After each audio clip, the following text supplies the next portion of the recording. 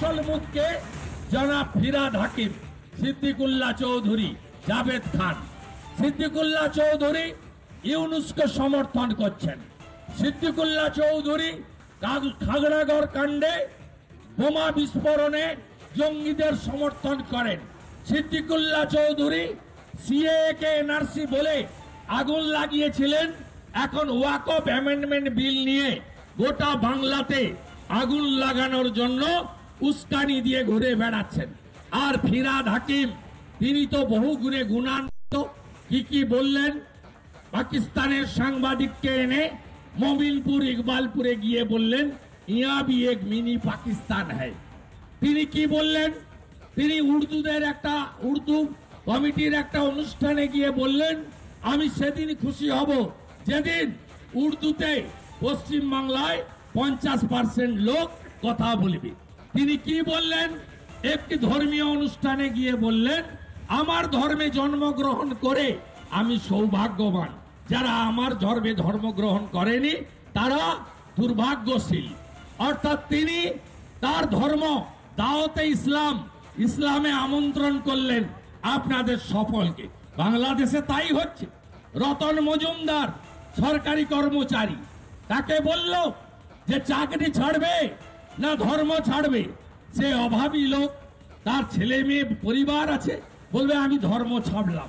তার নোটারি করে তার নাম এখন হয়েছে শেখ শফিউল্লাহ রতন মজুমদারের।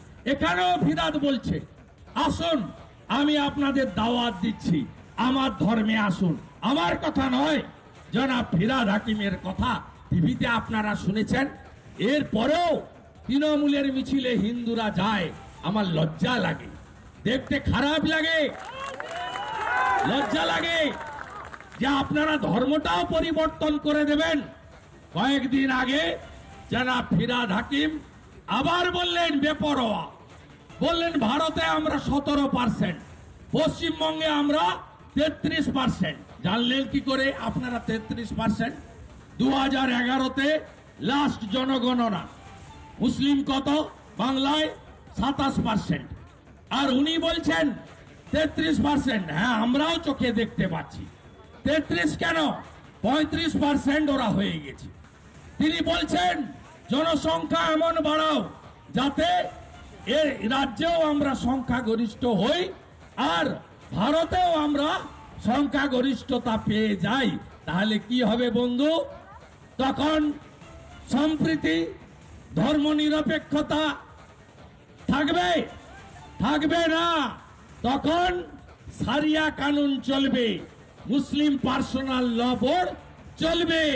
তখন মমতা ব্যানার্জি আর তার ভাইপোকে লাথি মেরে সরিয়ে এই ফিরহাদ, সিদ্দিকুল্লাহ, জাভেদ, হুমায়ুনরা বলবে আমাদের মুখ্যমন্ত্রী হবে, তোমরাও যাও ভাগো। এই জায়গায় আজকে পশ্চিমবঙ্গকে নিয়ে যাচ্ছে। তাই আপনাদের সবাইকে ঐক্যবদ্ধ হয়ে এই লড়াই লড়তে হবে। 15ই ডিসেম্বর, এর আগেও আপনারা দেখেছেন আমরা প্রতিবাদ করেছি। 15ই ডিসেম্বর একটা সমবায় ব্যাংকের ভোট ছিল, আমরা দলগতভাবে নির্বাচনে লড়িনি। আমি তো 96 থেকে ডেলিগেট, 99, 2006 থেকে ডাইরেক্টর, 2009 থেকে চেয়ারম্যান। আমার সময় ব্যাংক অনেক উত্তরণে গেছে।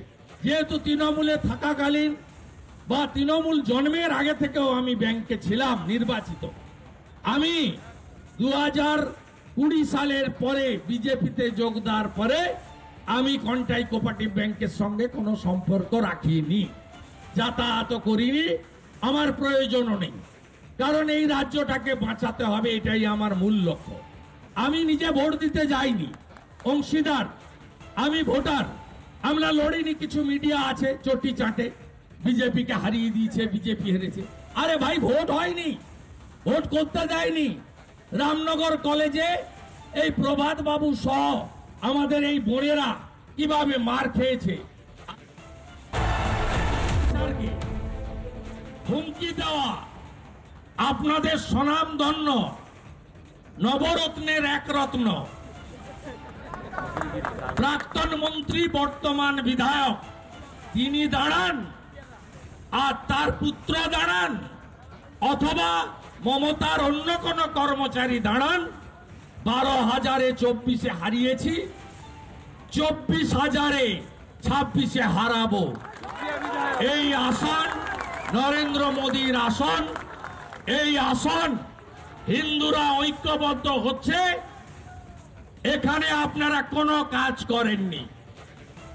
দীঘা তমলুক রেলপথ গনি খান চৌধুরী নারকেল ফাটিয়েছিলেন, নীতিশ কুমারজি উদ্বোধন করেছেন, শিশির বাবুর প্রচেষ্টা ছিল।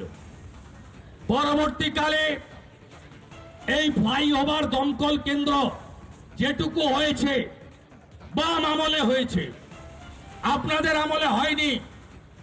আর যেটুকু কাজ হয়েছে এই আলো লাগানো বলুন, রাস্তা করা বলুন, ডিএসডি এর আমলে সব শিশির বাবুর চেয়ারম্যানের নেতৃত্বে, তার সভাপতিত্বে হয়েছে।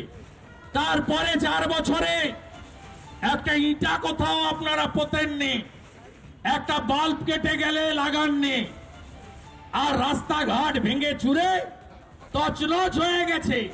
নানা ধরনের কন্টেন্ট দেখার জন্য লাইক করুন, শেয়ার করুন আমাদের ফেসবুক পেজ, সাবস্ক্রাইব করুন আমাদের ইউটিউব চ্যানেল। পাশাপাশি অন্যান্য ব্রেকিং নিউজের জন্য অবশ্যই চোখ রাখুন রিপাবলিক বাংলায়।